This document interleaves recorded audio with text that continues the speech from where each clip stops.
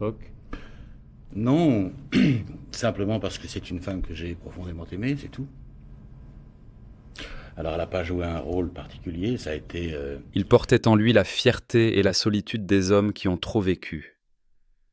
À 72 ans, Alain Delon n'a plus rien à prouver, et pourtant, ce jour-là, sa voix tremble légèrement, presque imperceptiblement. Devant la caméra, il ne joue plus. Il se souvient. Romy Schneider. Un nom, une présence, une absence. Depuis des décennies, on évoque leur histoire comme une légende, une tragédie, une passion impossible. Mais lui, il n'en a presque jamais parlé. Aujourd'hui, pour la première fois, il accepte. Je lui dois tout, dit-il simplement. Une phrase, courte mais lourde de 50 ans de silence. Delon, l'icône du cinéma français, le visage de la beauté froide et du mystère. Romy, la grâce autrichienne devenue étoile mondiale, la lumière et la douleur mêlées.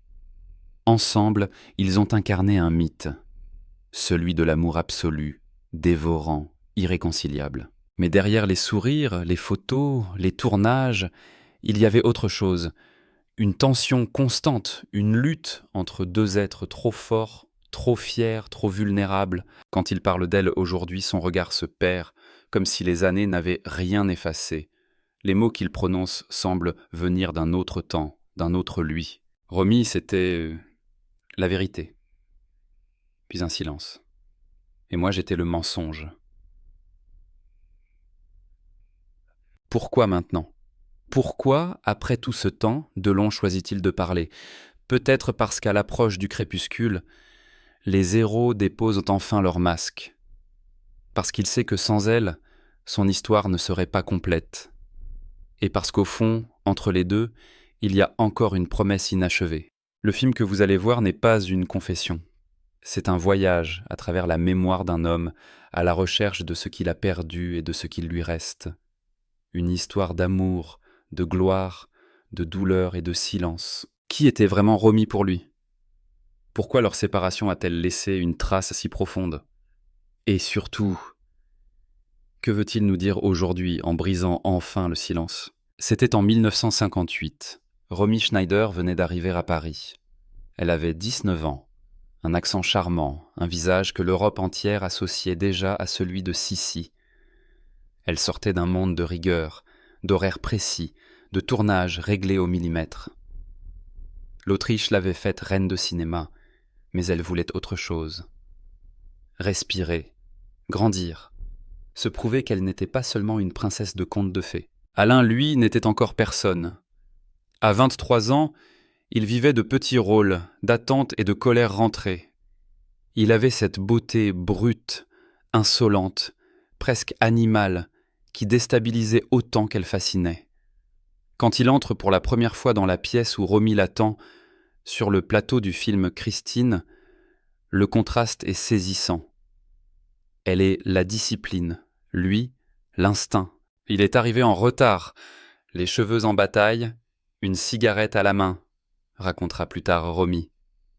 J'ai d'abord cru qu'il se moquait de tout, jusqu'à ce qu'il me regarde. Ce regard-là, je ne l'ai jamais oublié. Sur le plateau, personne n'imaginait ce qui allait naître. Entre les prises, il se cherchait, se piquait, s'amusait à se provoquer. Elle riait de son arrogance, il la traitait de petite duchesse.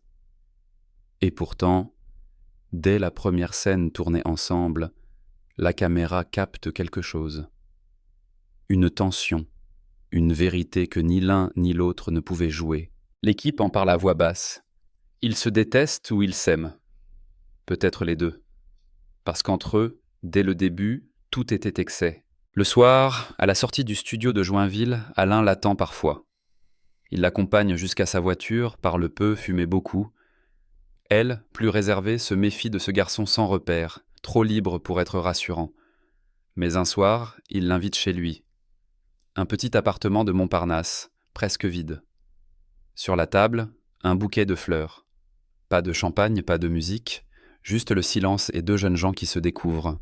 Il m'a dit « Tu ne comprends pas, toi, moi j'ai besoin d'air. Toi t'as besoin d'amour. » Et j'ai su qu'il avait raison.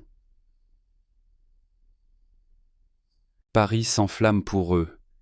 Les journaux parlent du couple le plus beau du cinéma européen.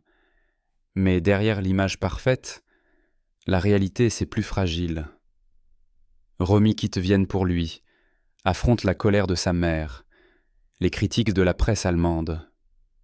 Elle se coupe d'un monde entier pour suivre cet homme insaisissable, tandis que lui, soudain, devient célèbre.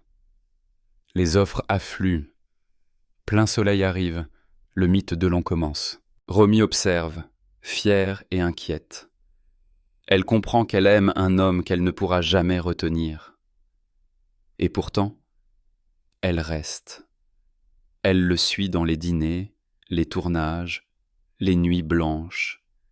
Elle découvre ses amis, Visconti, Melville, Gabin, ce cercle d'hommes virils où elle n'a pas toujours sa place. Romy, c'était la douceur dans un monde d'acier, dira plus tard Delon. Elle croyait que l'amour suffisait. Moi, je voulais juste survivre. Ils tournent ensemble la piscine. Devant la caméra, tout est dit sans mots, les regards, les silences, les gestes. C'est leur histoire qui se rejoue. Le public applaudit leur alchimie. Eux savent qu'ils rejouent aussi leur propre perte. À cette époque, Paris est encore une fête. Saint-Germain-des-Prés, les cafés enfumés, les soirées chez Cocteau ou Vadim. Delon et Romy y apparaissent comme des figures d'un roman moderne. Beaux, jeunes, dangereux. Mais déjà, les fissures se dessinent. Elle veut bâtir, lui veut fuir. Elle rêve d'un foyer, il rêve d'ailleurs. Et chaque baiser, chaque silence devient un combat d'amour et d'orgueil. Et quand on s'aime trop tôt, on ne sait pas encore aimer, murmure-t-il des années plus tard. Et puis, on se rate pour la vie. Et à la fin du tournage, Romy retourne à Munich quelques semaines. Alain ne l'attend pas. Il tourne ailleurs, rencontre d'autres visages, d'autres femmes. Mais entre eux, rien n'est fini. Au contraire, la distance nourrit le mythe. À partir de là, leur destin ne leur appartient plus tout à fait. La presse s'empare de leur histoire. Les photographes les traquent, les liens les séparent, les recomposent au gré des saisons. Et sous les flashs, l'amour se transforme lentement en souvenir. Leur rencontre n'était pas un hasard. C'était une collision. Deux trajectoires qui ne pouvaient que se heurter. Et de cette collision allait naître à la fois la plus belle lumière et la première ombre. Au début des années 1960, le monde change, et eux aussi. Romy tourne en Allemagne, en Italie, en France. Elle s'émancipe, choisit ses rôles, apprend à s'imposer dans un cinéma dominé par les hommes. Delon, lui, devient un phénomène. Plein soleil, Rocco et ses frères, le samouraï. Il n'est plus seulement un acteur, il devient une icône. Son visage, sa silhouette, son silence. Tout en lui fascine, tout en lui dérange. Il incarne la beauté virile, froide, inaccessible. Et Romy, quelque part, continue de l'aimer. J'étais fière de lui, confiera-t-elle plus tard, même si je savais qu'il ne m'appartenait déjà plus. Dirkisch. La presse les compare à Burton et Taylor, à Brigitte et Vadim, mais entre eux, tout est différent. Il y a trop de pudeur, trop de blessures, trop de vérité. Leur amour ne se montre plus, il s'écrit à distance. Des lettres, des appels, des silences. Toujours ce lien invisible, comme un fil tendu entre deux continents. À Rome, Luchino Visconti tourne Rocco et ses frères. Delon y apprend la discipline, la souffrance, la précision du jeu. C'est un autre monde, celui du cinéma d'auteur, exigeant, sans complaisance. Romy vient lui rendre visite un jour de tournage. On raconte qu'elle l'a regardé jouer une scène de colère, puis qu'elle a murmuré « C'est la première fois que je vois ton âme ». Il sourit, gêné, mais cette phrase le suivra toute sa vie. Les années passent, rapides, lumineuses. Delon travaille sans répit. Il enchaîne les tournages, les voyages, les femmes. Il ne dort presque pas, il se construit une armure. Romy, de son côté, épouse Harry Meyen, un acteur allemand. Elle devient mère. Mais son regard reste le même.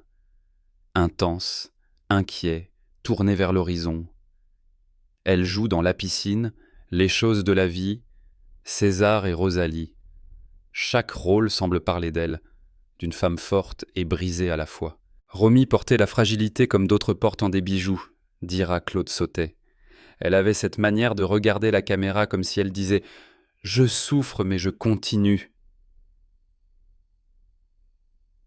Pendant ce temps, Delon s'impose comme le roi du box-office français. Avec Melville, avec Deray, avec Verneuil, il forge une légende. Mais derrière la perfection de son image, il y a l'ombre. Des amitiés dangereuses, des histoires qui tournent mal, un monde où la loyauté et le silence valent plus que la gloire. Un soir, dans un hôtel parisien, Romy et lui se retrouvent par hasard. Elle, en robe noire, les yeux brillants. Lui, plus fatigué, plus dur. Ils se parlent doucement, presque timidement, comme deux inconnus. « Tu sais, dit-elle, on ne peut pas aimer deux fois de la même façon. » Il répond, « Je n'ai jamais aimé autrement. » La scène ne durera que quelques minutes, mais pour eux, c'est tout un siècle. Leur histoire n'est plus un amour, c'est une empreinte. Romy continue de travailler. Delon, lui, produit ses propres films. Ils se croisent parfois, à des cérémonies, à des dîners. Toujours ces regards, cette complicité silencieuse. Jamais un mot de trop, jamais un mot de rancune. Dans les années 1970, la France les érige en mythes vivants. Ils représentent deux visages d'une même époque. Elle, la passion, la sensibilité, la vérité nue. Lui, la rigueur, la maîtrise, le mystère. Et pourtant, derrière la gloire, les failles grandissent. Delon, devenu symbole d'une génération, commence à se méfier du monde. Il fuit les journalistes, s'isole dans sa propriété de Douchy. Romy, elle, se bat contre la solitude, les excès, la douleur d'une vie trop publique. « On nous regardait comme si nous étions invincibles », dira-t-elle un jour. Mais personne ne voyait nos nuits blanches. Dans une interview de 1973, on demande à Delon s'il aime encore Romy. Il répond, après un long silence, « L'amour, c'est ce qui ne meurt pas, même quand tout est fini. » Cette phrase, reprise par les journaux, circule partout. Mais pour lui, ce n'est pas une déclaration, c'est un constat, car la gloire les a séparés plus sûrement que le temps. À mesure que les années avancent, chacun porte sa part du mythe. Lui, le héros solitaire. Elle, l'éternel blessé. Mais derrière le miroir, il y a deux êtres qui, malgré tout, continuent de se chercher. Pas pour revivre le passé, mais pour le comprendre. Romy confie à un proche, quand on a aimé Delon, on ne guérit jamais vraiment. Et lui, dans une lettre jamais publiée, écrit simplement « Si j'avais su te garder sans te briser, peut-être que tout aurait été différent. » Ce sont leurs années de gloire, les plus belles, les plus cruelles, des années où tout semblait possible, sauf la paix. Le temps, lentement, a commencé à les séparer. Pas d'un coup, pas avec fracas, mais par de petites choses. Des mots qu'on n'a pas dits, des gestes qu'on a retenus, des absences qui deviennent habitude. Au début, tout semblait encore possible. Ils s'écrivaient, s'appelaient parfois, se retrouvaient entre deux tournages. Des rencontres furtives, comme des éclats du passé qu'on voudrait retenir. Mais déjà, quelque chose se fissurait. Romy, installée à Berlin, essaie de reconstruire sa vie. Un mari, un enfant, une carrière internationale. Elle tourne sans relâche de l'importance et d'aimer à une histoire simple. Mais dans ses yeux, il y a toujours cette nostalgie, cette mélancolie qu'elle ne cache plus. Delon, lui, se tait. Il se protège derrière son image, celle de l'homme fort, du samouraï du cinéma français, mais derrière cette façade, les blessures s'accumulent, la célébrité pèse, les affaires l'éloignent du cinéma, les rumeurs le poursuivent, et dans son regard, parfois, un vide. « Je me suis perdu quelque part entre deux tournages », confiera-t-il plus tard. Peut-être entre deux amours. Ce soir-là, à Paris, ils dînent ensemble après des années de silence. Une table discrète, peu de mots. Elle lui dit qu'elle se sent fatiguée, qu'elle pense souvent à avant. Il répond qu'il n'aime pas parler du passé. Alors elle sourit. Mais dans ce sourire, il y a quelque chose de brisé. On ne se disait plus les choses essentielles, racontera-t-elle à une amie. On croyait que se comprendre sans parler suffisait. C'était faux. Pourtant, malgré tout, ils restent liés. Elle continue de l'appeler « mon Alain ». Lui garde chez lui des photos d'elle posées sur un piano sans cadre, comme des morceaux d'une vie qu'on ne peut ni jeter ni ranger. Mais alors, les épreuves commencent à s'enchaîner. Le mariage de Romy se délite. Elle sombre dans des excès, dans des nuits qu'elle voudrait oublier. Delon, lui, vit des drames qu'il ne contrôle plus. La mort rôde autour de lui, dans son entourage, dans les journaux. L'image parfaite se fissure. Quand la lumière s'éteint, on ne voit plus que les cicatrices, dira-t-il bien plus tard. À cette époque, leurs chemins semblent enfin se séparer pour de bon. Elle s'enfuit vers d'autres tournages, d'autres pays. Lui vers d'autres amours, d'autres vies. Mais au fond, rien n'est terminé. Parce que ce qui les unit n'est plus seulement l'amour, c'est la mémoire. Un soir, sur le tournage de La Banquière, quelqu'un prononce son nom.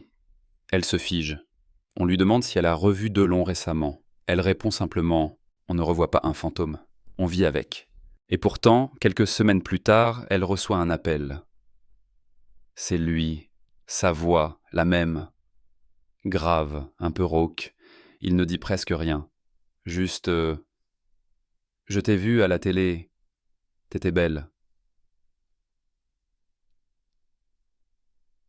Elle rit, et puis pleure, sans qu'il le sache. Ce soir-là, dans son journal, elle écrit « Il me manque, mais ce n'est plus de l'amour, c'est une blessure qui ne guérit pas. » De son côté, Delon ne parle jamais d'elle en public. Mais ses proches savent. Il garde toujours un silence étrange quand on évoque Romy Schneider. Comme si, en parler, c'était risquer de tout faire revenir. « Elle est en moi », dira-t-il, des années plus tard, les yeux baissés, et ça ne changera jamais. Pourtant, leur monde continue de s'effondrer, chacun de son côté. Romy perd son mari, puis un fils. Des tragédies successives qui la brisent. Delon, impuissant, la regarde sombrer. Il ne dit rien, ne s'affiche pas, mais il veille. De loin, toujours. Les fissures sont devenues des failles. Leur vie, deux continents séparés. Mais entre eux, une fidélité tacite, une tendresse indestructible. Pas celle des amants, ni des amis. Quelque chose de plus profond, quelque chose que ni le temps, ni la douleur n'effacent. « Je n'ai jamais cessé d'être avec elle », confiera Delon à un journaliste. « Même quand elle n'était plus là. » Cette phrase, au moment où il la prononce, glace le plateau. Parce qu'on comprend qu'il parle d'elle au présent alors qu'elle n'est plus. Et dans ce lapsus, tout est dit. Les fissures, désormais, ne sont plus à réparer. Elles sont devenues des traces, des cicatrices partagées.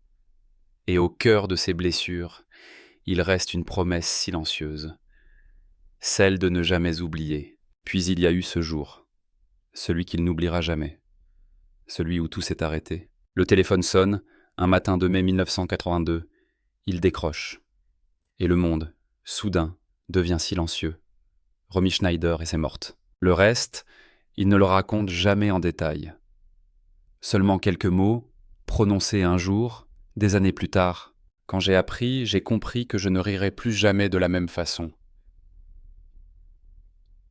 Non, on dira que c'était un accident, une chute, un cœur fatigué, une vie trop lourde. Mais pour lui, c'était autre chose.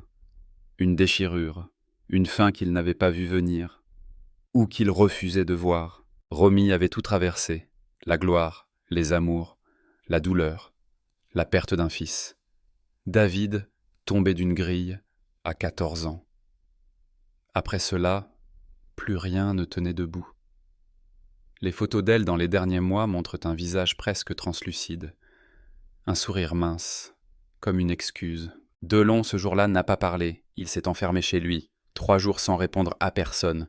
Et puis il est parti, seul, à l'hôpital où reposait Romy, Les infirmières diront plus tard qu'il est resté longtemps, très longtemps, devant elle, sans un mot, juste sa main sur la sienne.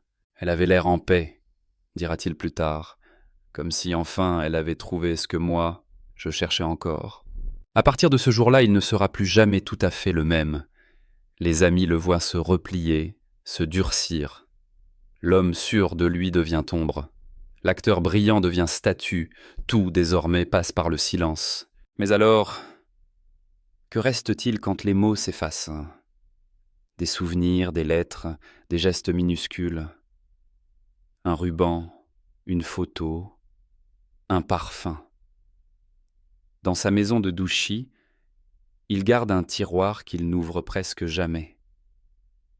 À l'intérieur, un Polaroid 2.2, pris dans les années 1960, un modèle griffonné au dos. Pour mon amour impossible. Toujours.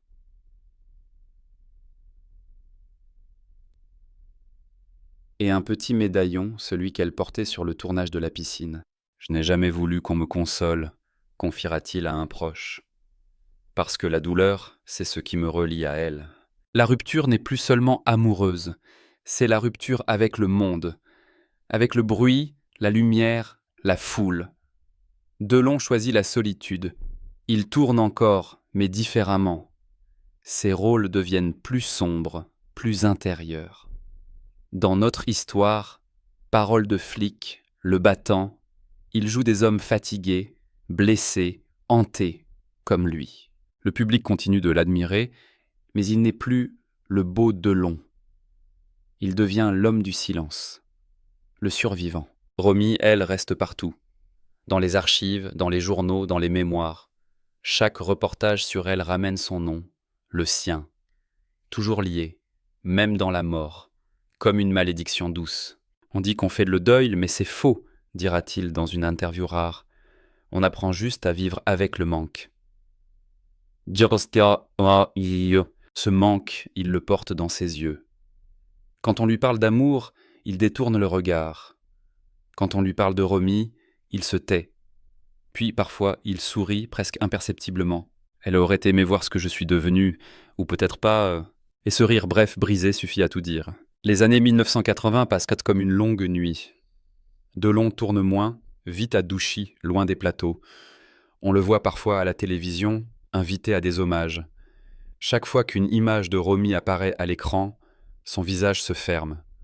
Un battement de cils, un souffle, et le silence. Mais dans ce silence, il y a encore de la tendresse. Car la rupture n'a jamais été un adieu. C'était une promesse suspendue entre la vie et la mort, un lien qui ne se défait pas. Je crois qu'elle m'a sauvé sans le savoir, dit-il un jour, parce qu'après elle, j'ai cessé de tricher. Cette phrase, prononcée d'une voix lente, résonne comme une confession, pas une déclaration d'amour. Une vérité nue. La crise pour lui n'a jamais été le scandale ni la solitude. C'est d'avoir compris que ce qu'il avait perdu ne reviendrait jamais, et que parfois, survivre, c'est la forme la plus violente du chagrin. Dans sa maison, les soirs d'hiver, il met parfois un vieux disque. Une chanson qu'ils écoutaient ensemble, longtemps auparavant. Ne me quitte pas. Et quand la voix de Brel s'élève, il ferme les yeux.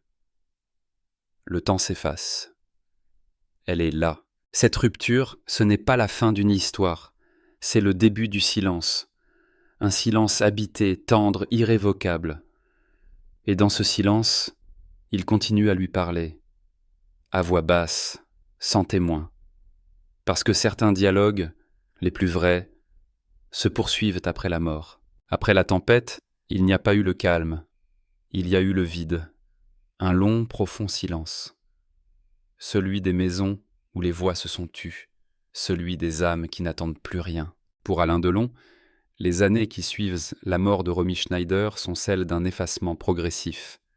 Non pas de la gloire, elle ne le quitte jamais, mais du bruit, des apparitions, des artifices. Il se retire à Douchy, sa propriété dans le Loiret. Une grande maison aux volets clos, entourée d'arbres et de chiens. Un lieu de refuge, un sanctuaire. Là-bas je suis en paix, dit-il. Il n'y a que le vent et les souvenirs. Les souvenirs pourtant ne dorment jamais longtemps. Sur une étagère, une photo d'elle, pas celle des magazines, mais une Polaroid sans phare, prise un matin d'hiver. Romy y sourit à moitié, le regard perdu ailleurs. Chaque fois qu'il passe devant, il s'arrête une seconde. Et dans cette seconde, tout revient. Il reprend le cinéma, mais autrement. Ses films deviennent plus sombres, plus intimes. Il ne joue plus les héros, mais les hommes fatigués, cassés, seuls. Dans le battant, le choc, notre histoire, il met à nu ses propres failles. Et le public, sans toujours le comprendre, sent qu'il ne joue plus. Il vit, il expie. Quand j'entre dans un rôle, je n'ai plus besoin de texte.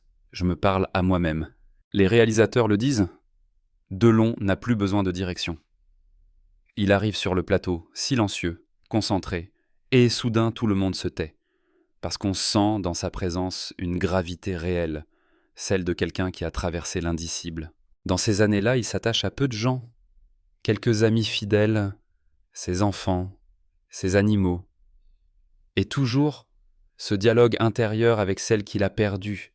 Il lui parle comme à une ombre, parfois à voix haute. « Tu me manques, Romy, mais je sais que tu me vois. » Une phrase qu'il glisse un jour, sans s'en rendre compte, dans une interview pour la télévision suisse. Le journaliste ne relève pas. Mais ceux qui connaissent son histoire, eux, comprennent. Pourtant, la vie continue. Et la France, malgré tout, continue de le regarder comme une légende. Les jeunes acteurs viennent à lui comme on va voir un maître. Certains lui demandent conseil, d'autres seulement un regard. Delon écoute, observe, parle peu, mais quand il parle, c'est toujours juste. Le talent, dit-il, c'est de ne pas mentir. Et peut-être que Romy lui a appris cela. De son côté, les hommages à Romy se multiplient. Des expositions, des livres, des documentaires. Et à chaque fois, son nom à lui revient, inévitablement. Comme si leur destin était cousu l'un à l'autre. Impossible de raconter l'un sans évoquer l'autre. Impossible de séparer leurs ombres. En 1988, à la Cinémathèque française, une rétrospective lui est consacrée. Il s'y rend, vêtu de noir, discret, presque absent. Quand les images de la piscine apparaissent sur l'écran, il baisse la tête. Les spectateurs, émus, se taisent. Et dans cette salle obscure, le temps semble suspendu. Il murmure. « Elle est là, vous savez. Elle ne me quitte jamais. » Les années 1990 et 2000 passent comme un crépuscule prolongé. Delon tourne moins, mais il accepte encore quelques rôles. Toujours des personnages marqués, solitaires, hantés.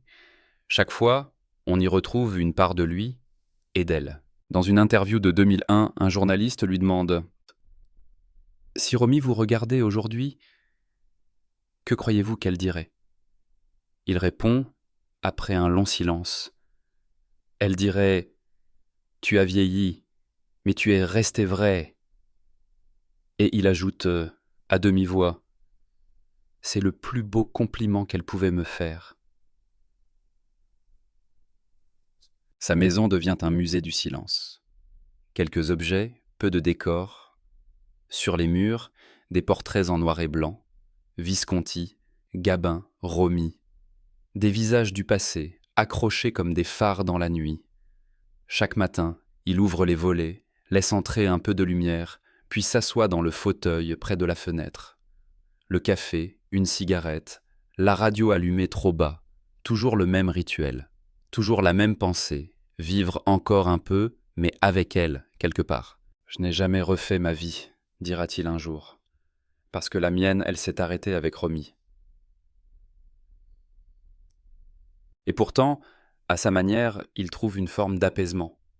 Non pas le bonheur, il n'y croit plus, mais une paix fragile, presque spirituelle. Il parle à ses enfants, rit parfois, regarde le ciel. Et quand on lui demande s'il regrette, il répond « Non, parce qu'aimer, c'est ce qui m'est arrivé de plus vrai. » Un soir, il reçoit une lettre d'un jeune acteur. Quelques lignes simples. « Merci, monsieur Delon. Vous m'avez donné envie de jouer, de croire qu'un regard peut contenir une vie. » Il sourit, puis écrit en réponse. « Alors joue, mais n'oublie jamais que ce qui compte, ce n'est pas d'être aimé, c'est d'avoir aimé. » Et il signe « AD ». Après la tempête, il ne reste pas le calme, non.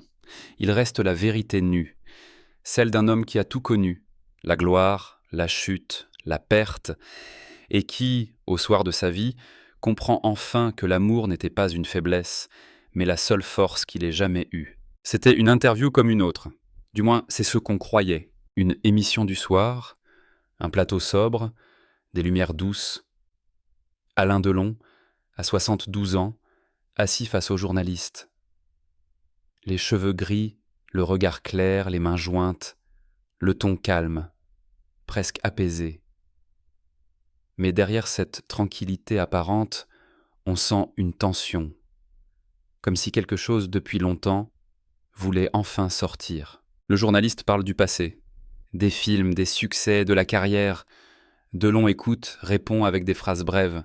Et puis, sans qu'on sache pourquoi, il change de ton. Il regarde le sol, puis relève les yeux.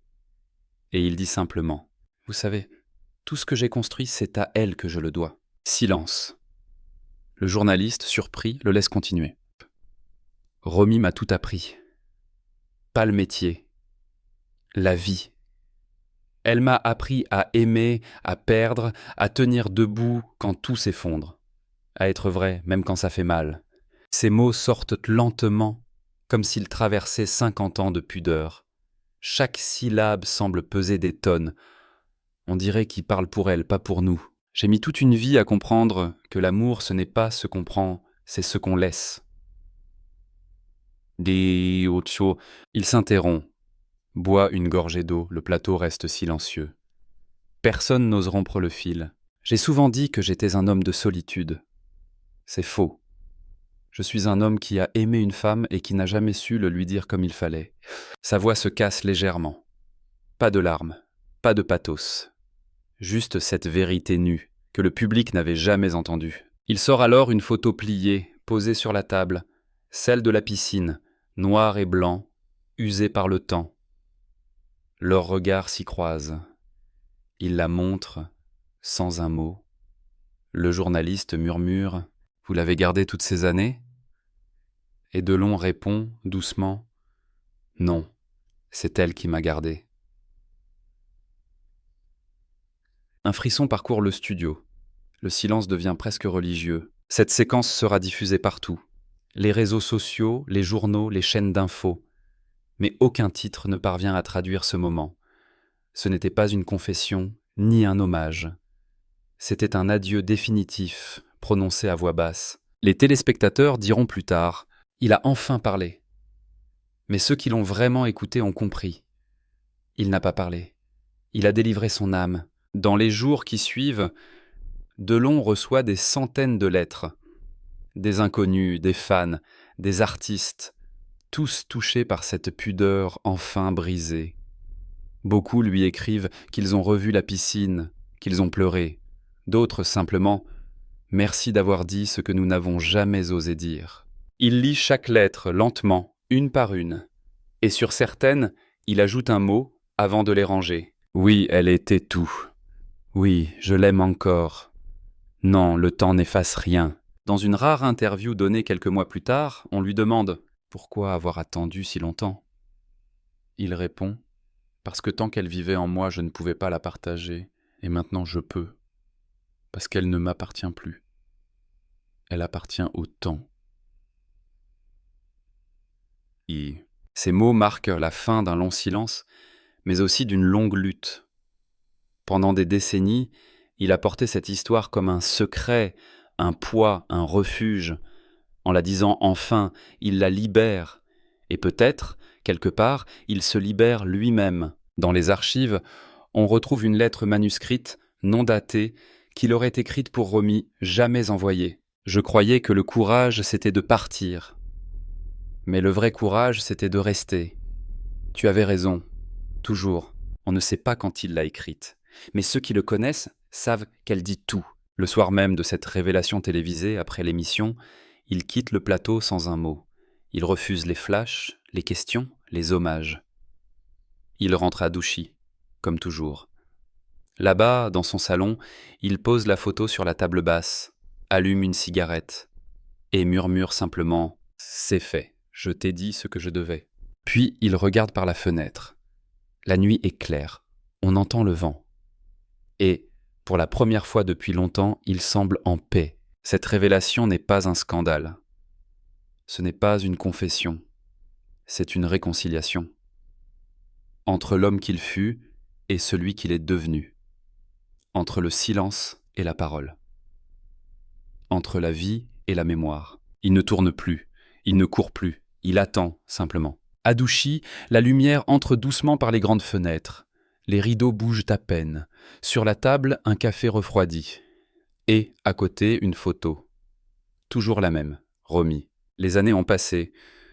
Le cinéma a changé, les visages aussi. Mais lui, il est resté fidèle à son silence. Un silence peuplé de souvenirs, de voix, de rires lointains.